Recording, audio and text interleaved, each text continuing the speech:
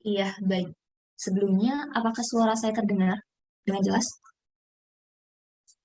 Terdengar. Ah, iya. Oke, saya mulai ya.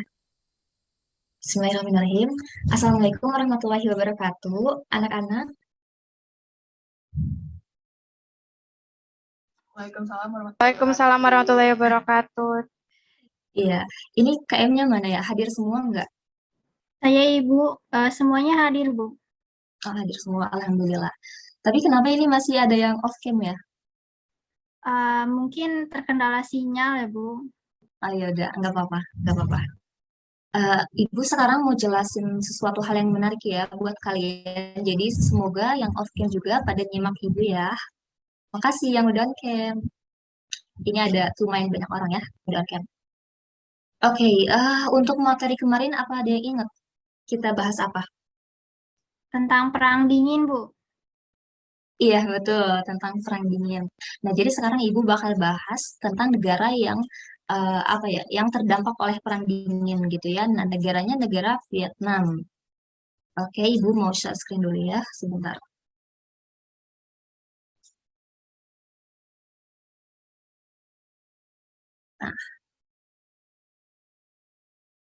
Nah, udah kelihatan ya? Oke, Ibu anggap udah aja. Nah, kita akan bahas Vietnam.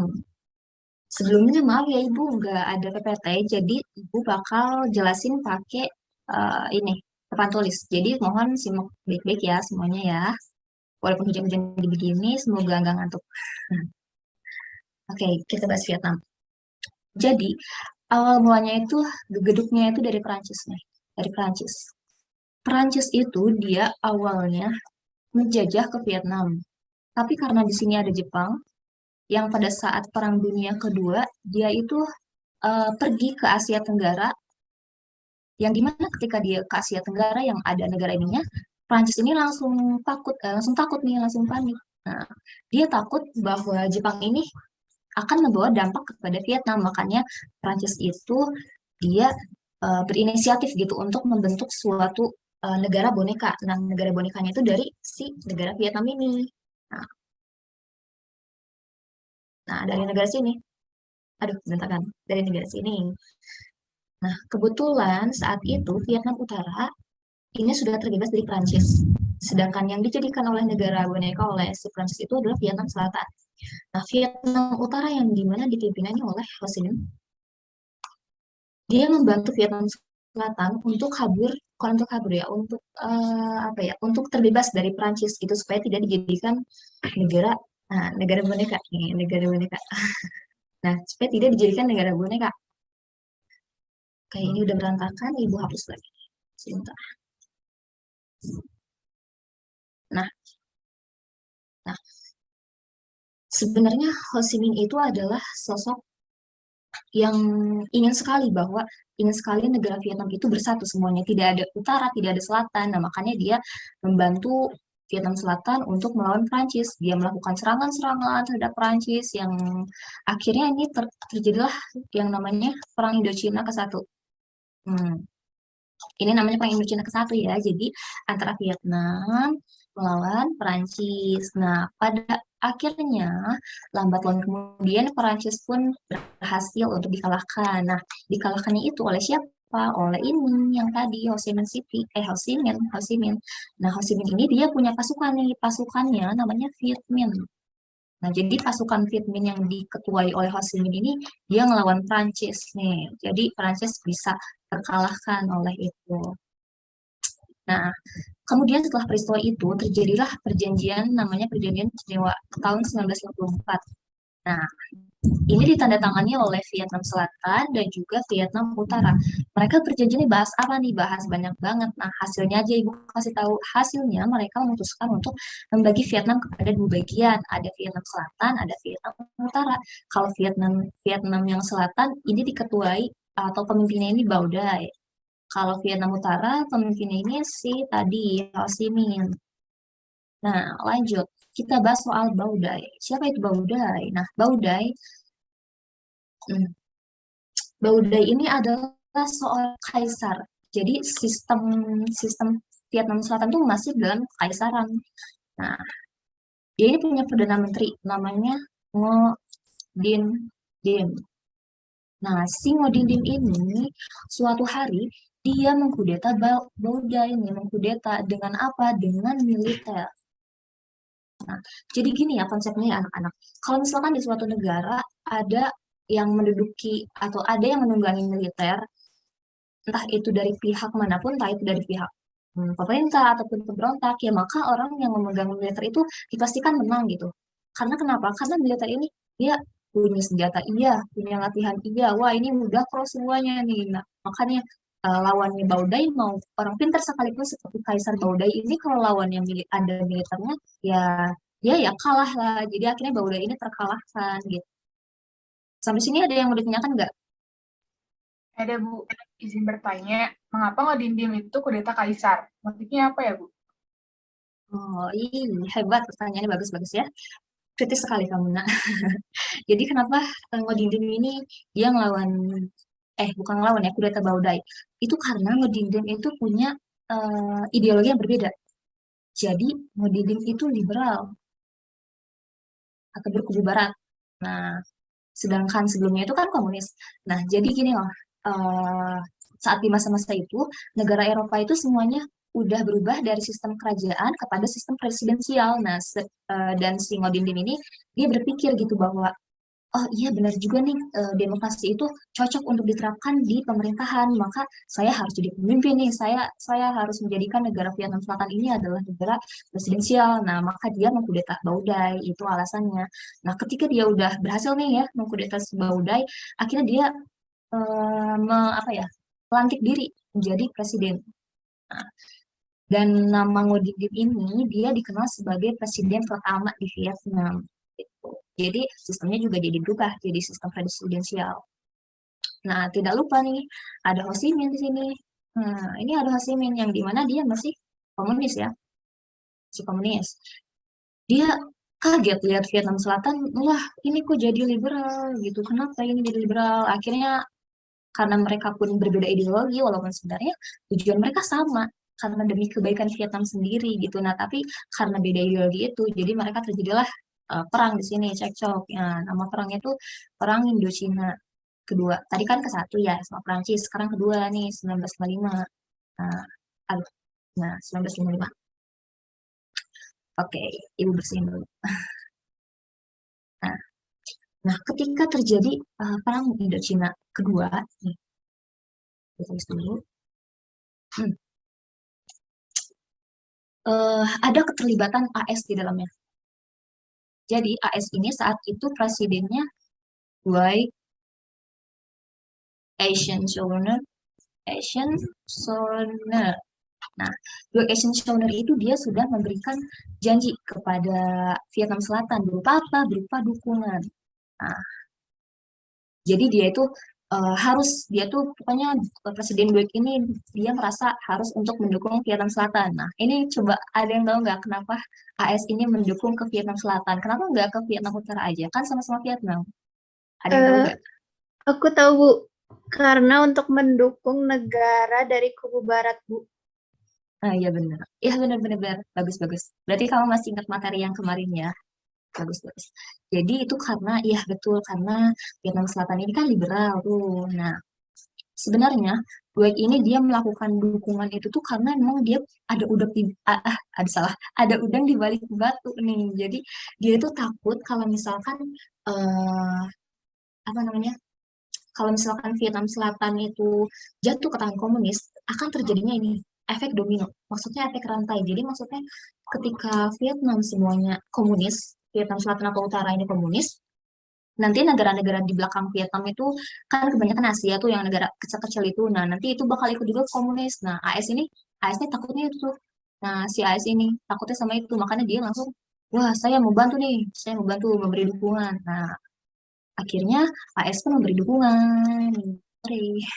Akhirnya memberi dukungan dengan cara apa? Dengan cara memberi pelatihan senjata dan juga mereka mengirimkan CIA atau CIA ya CIA mereka memberikan CIA juga kepada Vietnam Selatan gitu.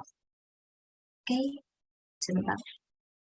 Nah, pada akhirnya mereka pun, harus ganti pulpen dulu ya, biar warna-warni. Nah, akhirnya mereka ini membentuk suatu pasukan, namanya pasukan Vietnam Selatan, sebut aja Vietnam Selatan. Nah, ketika pasukan Vietnam Selatan ini udah dikasih pelatihan, udah dikasih senjata lengkap, dan juga dikasih CIA gitu. Nah, mereka ini ngelawan pasukan Vietnam Utara. Nama pasukannya itu lucu, gak lucu. Maksudnya nama pasukannya menarik.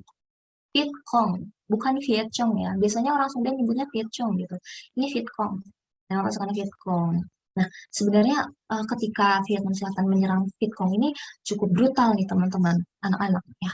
Karena si Vietnam Selatan ke Viet Cong itu mereka menangkap sekitar 100.000 orang atau 100.000 jiwa untuk dieksekusi, dibunuh, disiksa gitu. Akhirnya mereka meninggal dunia gitu.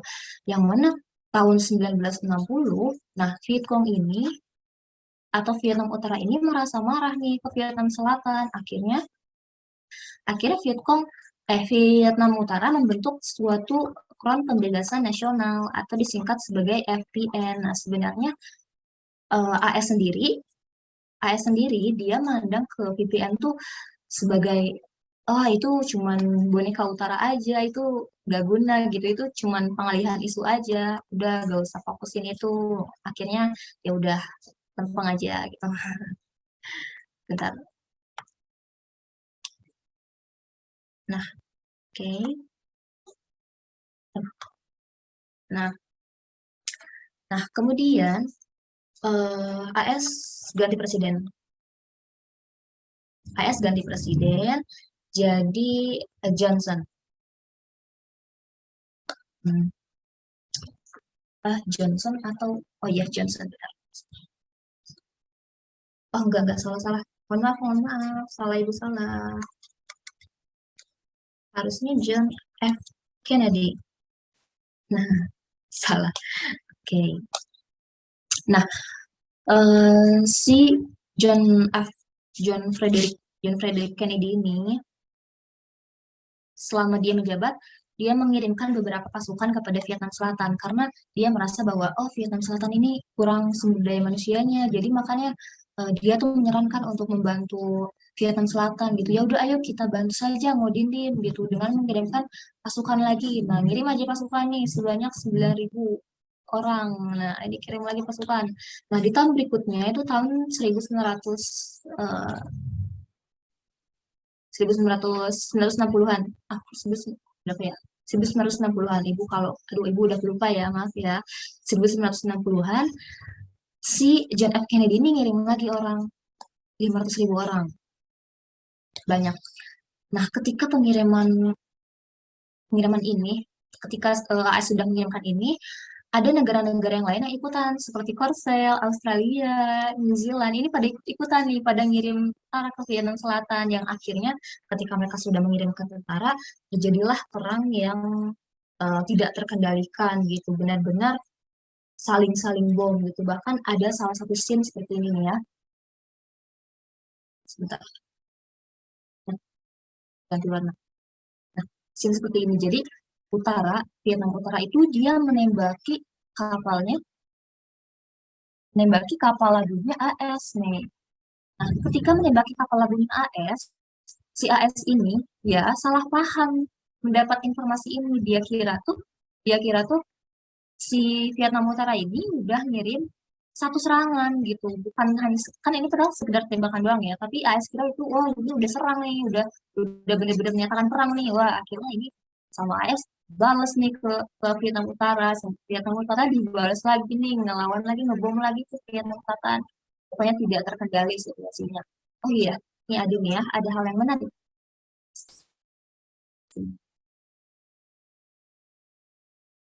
Jadi, ketika hal ini terjadi, ada kudeta lagi di sini nih. Kudetain siapa? Kudetain si ini. Dindin. Jadi Dindin ini kan dia tuh dapat kepemimpinannya itu didapat dari kudeta ya. Nah, sekarang dia yang dikudeta nih, dia dikudeta juga sama bawahannya, namanya Duo Van, namanya duo Van Bay. Nah, si duo ini dia mengkudeta Ngo Dinh Diem sampai dikejar-kejar, sampai Ngo Dinh Diemnya itu lari-lari, terus sampai dikejar-kejar, akhirnya dapet. Nah, pas sudah dapat, bunuh aja, dieksekusi itu Ngo Dinh Diemnya. Akhirnya ini yang dia jadi presiden kedua, gitu ya, jadi presiden kedua. Tapi setelah dia jadi presiden kedua Vietnam Selatan, dia malah memberikan kawasannya itu, malah memberikan Vietnam Selatan itu dikasihin nih ke Vietnam Utara, disetorin komunis. Wah, ini AS ya, yang awalnya dia itu kalem-kalem aja gitu, yang awalnya dia itu, udah saya angkat tangan aja nih kalau soal kudeta gitu, udah berarti dulu. Tapi ketika ngelihat si duo ini nyerahin ke Vietnam Utara, kaget nah AS ini, wah ini apaan gitu, kok langsung dikirimin, langsung, wah ini nih gak bisa digituin nih, gak bisa. Akhirnya si si ini, nah akhirnya AS ini yang udah ganti presiden jadi Richard, aduh berantakan, jadi Richard Nixon yang udah ganti presiden, dia langsung memberi manuver lagi nih kepada Vietnam Utara. Memberi manuver, nyerang lagi, memberi serangan-serangan lagi, bahkan serangannya itu bisa dikatakan serangan yang cukup kejam gitu. Sampai-sampai kan gini ya, di sebelah Vietnam itu ada Laos. Di Laos itu ada jalan yang menghubungkan antara Vietnam Utara dengan kawasan-kawasan lain. Nah, si jalan ini sama AS-nya tuh diserang. Tapi sebelum nyerang tuh dia izin dulu ke Laos. Gue izin ya gitu. Saya izin ya mau nyerang dulu nih ke ini nih ke kawasan rute Vietnam Utara. Tapi sama Laos, oke, dia selesai gitu diizinin. Akhirnya AS masih ranjau nih di sini di tempat-tempatnya masih ranjau ketika jadi transportasinya jadi terhambat deh, transportasi dari pasukan Vietnam Utara ini. Nah, beralih kepada negara AS. Nah, mulai nih dari sini tuh AS itu mulai mengalami inflasi. AS itu inflasi karena apa? Karena dia udah ngeluarin uang banyak ya, udah ngasih ngirim-ngirim orang, ngirim-ngirim orangnya tuh pakai senjata lagi, senjatanya senjata lengkap. Wah, ini langsung inflasi nih. Nah, langsung rakyat-rakyat ini langsung protes. Mulai rakyat itu tidak percaya sama pemerintahan AS. Nah, buru-buru rakyat, bukan buru-buru, aduh saya lupa terus, ya buru-buru rakyat gitu. Nah ini pasukan AS-nya aja dia udah nggak percaya sama AS, udah nggak percaya sama pemerintahannya sendiri. Rakyat juga dia khawatir sama pasukan atau sama tentara yang dikirim sama AS, khawatir karena kondisi fisiknya, kondisi psikologisnya, kondisi yang lain-lain, pokoknya rakyat ini khawatir deh. Jadi akhirnya si rakyat mengadakan beberapa gerakan atau demonstrasi anti perang. Pokoknya demonstrasi anti perang ini mulai bermunculan di mana-mana. Di AS ada, di Vietnam juga ada. Jadi ini tuh udah dikenal sebagai kecaman internasional ya, sudah internasional gitu kawannya. Karena memang dari dua negara juga. Nah, pada tahun 1968 akhirnya AS ini melihat nih, oh itu gerakan udah bertahun-tahun tetap aja masih ada. Berarti yang nggak suka dengan pemerintah AS itu banyak. Akhirnya AS ini mengajak runding nih kepada Vietnam Utara, ajak runding. Ayo nih kita runding, gitu. Runding untuk memutuskan perdamaian. Rundingnya di mana? Di Paris, yang dinamakan sebagai dengan Paris. Nah, di Paris ini mereka memutuskan untuk damai. Ini tahun 1973. Fixnya udah damai ya, fixnya udah damai. Nah, tapi ternyata masalah belum selesai sampai di situ. Ternyata yang damai itu ya antara AS dengan Vietnam Utara. Nah, kalau antara Vietnam Utara sama Vietnam Selatan itu masih aja ada perang saudara. Nah, masih berlanjut nih. Nah, pas AS ini di Vietnam Utara dia langsung datang ke Vietnam Selatan, langsung wah dor gitu ya, sudah dor. Akhirnya Vietnam Selatan kalah dan Vietnam Utara ini yang menangnya. Nah, sebenarnya kemenangan Vietnam Utara itu bukan karena faktor serangan-serangan yang tadi ini, bukan hanya karena emang menyerang banyak kali, bukan. Tapi karena hal lain juga. Yang pertama, itu karena ada kebocoran informasi. Jadi, Vietnam Utara itu dia mendapatkan informasi-informasi strategi dari pegawai hiburan malam yang biasa selalu didatangi oleh tentara Amerika saat itu. Nah, jadi dia dapat nih dari situ informasi, wah langsung nguping gitu ya. Yang kedua, AS invasi kan, AS invasi, jadi dia pergi tuh, jadi nggak ada kekuatan lagi nih Vietnam Selatan. Nah, yang ketiga, eh, ya, yang ketiga itu Vietnam Utara mendapat dukungan dari masyarakat, dapat dukungan. Nah, dari aspek tiga ini juga akhirnya Vietnam Utara bisa memenangkan perang saudara mereka, gitu. Sebentar.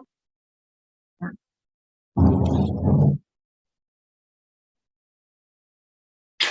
mohon maaf ya kalau agak berisik. Hujan di luar, soalnya ibu dekat sama jendela. Nah, akhirnya ketika mereka sudah apa ya udah berperang terus udah ada pemenangnya. Oh iya ini menangnya itu tanggal 30 April ya, lupa Ibu. 30 April 1975 yang dimana ketika 30 April pun kota Saigon yang asalnya dia itu ibu kota dari Vietnam Selatan itu diganti namanya jadi kota Ho Chi Minh atau Ho Chi Minh City karena untuk mengenang tokoh mereka. Oh iya, ini di sini Ho Chi Minh itu udah meninggal ya teman-teman. Jadi bahkan di kota Saigon itu dibuat patungnya, patung khusus dari Ho Chi Minh dibuat gitu karena untuk mengenang pahlawan mereka gitu. Nah, udah beres gitu. Nah, rame nggak? Nah, sebenarnya masih ada nih. Mereka tuh bersatu lagi Vietnam tuh, Vietnam Selatan dan juga Vietnam Utara itu bersatu lagi pada tahun, bentar ya, dulu lupa. Oh, tahun 1976. Nah, ini mereka bersatu lagi akhirnya jadi Republik Solois Vietnam atau disebut sebagai Vietnam. Dan akhirnya mereka bersatu lagi. Nah, gimana? Nah, jadi hikmahnya adalah kita emang harus menjaga menjaga negara kita sendiri gitu ya, menjaga NKRI sendiri karena apa? Karena Indonesia sendiri terdiri dari beberapa atau terdiri dari perbedaan-perbedaan gitu, baik perbedaan suku, ras ataupun agama. Nah, kita ini harus menjaga, harus saling menghormati, harus saling toleransi gitu sehingga tidak terjadinya perang saudara yang seperti itu. Kita harus sama-sama di sini menjaga perdamaian dunia ya. Ibu berhenti sharing dulu. Nah, ya. Nah, sekian materi dari Ibu. Ada tugas ya dari Ibu. Ibu kasih 10 soal, nanti Ibu kasih ke KM. Untuk KM nanti kumpulkan ke Ibu ya, semuanya dikolektifkan. Hmm, sampai kapan ya? Oh, sampai 2359 aja dan tidak ada toleransi, semuanya harus kerjain. Ya. Nah, semoga materi dari Ibu bermanfaat, semoga kalian juga sehat dan semangat belajarnya ya. Terima kasih sudah menyimak. Wabillahi taufiq wal hidayah. Wassalamualaikum warahmatullahi wabarakatuh. Waalaikumsalam Waalaikumsalam warahmatullahi wabarakatuh. Ya, kita beri reaction tepuk tangan dulu ya untuk Danani Rasna. Ya, baik. Sekarang kita lanjut ke penampilan yang terakhir, yaitu dari Putri Riani. Kepada Putri Riani, dipersilakan. Baik, terima kasih Anggun telah mempersilahkan saya. Nah, suara Putri terdengar jelas kan teman-teman? Mulai ya. Assalamualaikum, apa kabar? Baik, Assalamualaikum, kaifa haluk? Bikhoir. Bikhoir. Assalamualaikum warahmatullahi wabarakatuh. Halo anak-anak, soleh dan solehah. Bagaimana kabar kalian hari ini? Baik, Baik, Bu Ibu. Guru. Baik, Ibu. Ibu. Siapa yang tidak hadir hari ini? Alhamdulillah semua hadir, Ibu. Baiklah, kalau begitu kita berdoa dulu ya. Bismillahirrohmanirrohim. Robbi zidni ilma warzuqni fahma. Waj'alni minas solihin. Amin. Very good. Semoga pembelajaran hari ini